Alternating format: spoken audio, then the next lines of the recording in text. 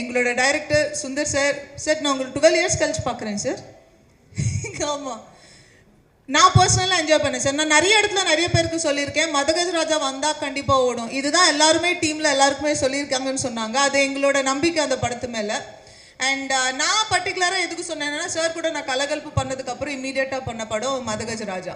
So கலகலப்புல நான் பர்சனலாக ஒரு ஆடியன்ஸாக வந்து நான் எவ்வளோ என்ஜாய் பண்ணேன்னா, நான் மதகஜராஜாவும் அவ்வளோ என்ஜாய் பண்ணேன். So thank you so much sir. ஆனால் நான் ரீசெண்டாக தான் கண்டுபிடிச்சேன் சார், என்னோட பேர் வந்து கலகலப்புலேயும் மாதவி தான், மதகஜராஜாலையும் மாதவி தான். நெக்ஸ்ட் படத்தில் வேறு பேர் வைங்க சார். மாயா, நல்ல name. And Vishal, my dear friend, my dear lover, சாங்கில் வந்து யுவர் ஹைலைட். ஆக்சுவலாக அந்த சாங்க்காக நிறைய பேர் தியேட்டருக்கு வராங்க.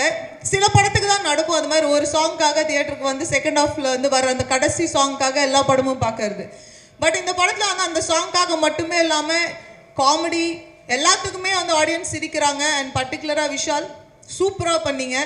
பர்டிகுலராக வந்து அந்த சாங் என்னோட favourite. And centre attraction of Madhagajaraja. Thank you so much.